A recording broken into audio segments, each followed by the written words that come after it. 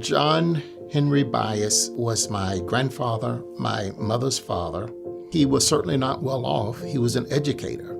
He was better off than most, and he was afforded opportunities because of his education that lots of black folks didn't have and lots of people, period, didn't have. I've seen some description of him as a well-educated and a tenacious individual. The early 1900s was a time of racial discrimination and economic hardship. It took a special kind of tenacity, genius, and determination to successfully overcome these obstacles. John Henry Bias proved to be more than capable. His dedication and brilliance not only aided his family and peers, but also paved the way for the Outer Banks to become the destination it is today. John Henry Bias was born in 1879 in a town called Palmyra, Missouri. Even though he served most of his career in North Carolina, he was not a North Carolina native. In 1891, we were established as the Elizabeth City State Colored Normal School. John Henry Bias was brought on in 1904 because the institution started to offer, for the first time ever, a high school curriculum. Back in those days, high school education was almost impossible for an African American unless he or she attended private institutions. The prejudice was that academic education was not for African Americans, and the state should not support that kind of training. By the 1920s, the state realized just how poor and how unfair that position was. John Henry Bias was instrumental, and that was his leadership that helped implement the state's vision of elevating its normal schools for African Americans to become baccalaureate institutions. Without John Henry Bias, this institution would not exist today.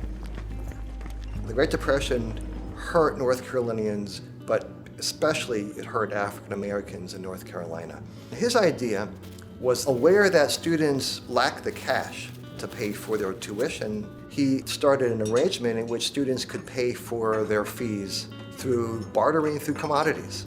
And that meant that the commodities that students used to pay for their fees could then feed the student body itself. He was in favor of a type of education that led to complete living, and that included the head, the hands, and the heart. To him, education was not really a matter of book learning. It wasn't really a matter of mathematics and science. It was a matter of the whole person. It was a matter of morality. It was a matter of just practical living. And it would show to society that African Americans had the ability to rise above, and that they would be successful too. And it simply was a way to overcome the pervasive discrimination that they suffered on a daily basis.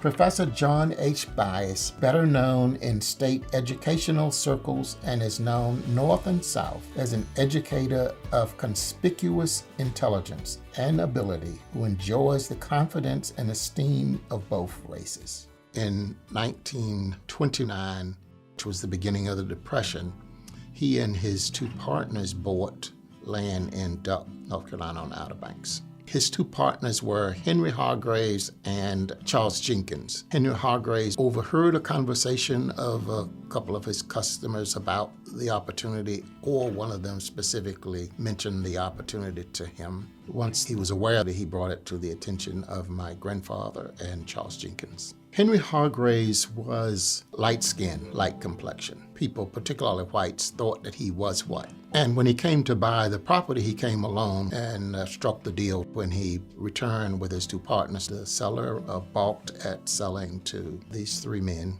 But this was the beginning of the Depression, and they had, as I describe it, as cash money. And at the beginning of the Depression, 1929, money ruled. And so green counted for more than blackness, and the sale went through, and they bought 84 acres, and my grandfather wound up with 35 acres from ocean to sound. A number of people thought that it was a foolish investment. I think that the purchase of this land was certainly significant for his family and the Outer Banks, and I would rather think that it was significant for black folks who were aware of this purchase.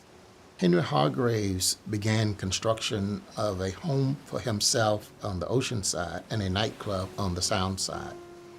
And one night in 1931, both mysteriously, as I describe it, mysteriously burned. Regretfully, that was a sign of the times. The property was held in the name of my grandfather's estate for a number of years. And then in the 70s, my mother and her siblings divided the land among, at that point, 6 of them. That was the beginning of serious plans to develop the property, and they laid out a design for the development of the subdivision. In the 80s, By Shores was developed into what we see now.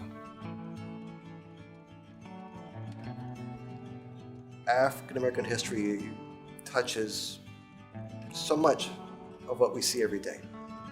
One can visit a town and see buildings and see locations and have no idea of how these buildings got here and what kind of enterprises used to exist there.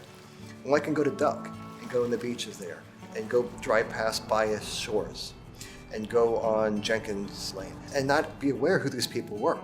To understand the tremendous vision that this land represents and how this land represents overwhelming success despite a tremendous odds of failure, and the courage it took and the discrimination that these men endured on a daily basis and had to overcome to even purchase this land.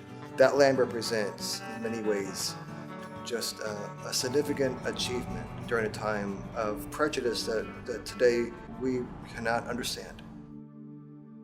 To me, it just shows what kind of man John Henry Bias was. He was dedicated to this community. He was dedicated to developing students so they could go out and change the world. And his life reflects that. And his life of service towards others is something that all educators should aspire to. Inspirational, tenacious, and dedicated are only a few of the words that describe John Henry Bias, a man with incredible foresight and perpetual selflessness. His memory and the impact he had on the world live on today through his descendants and in the town of Duck on the Outer Banks of North Carolina.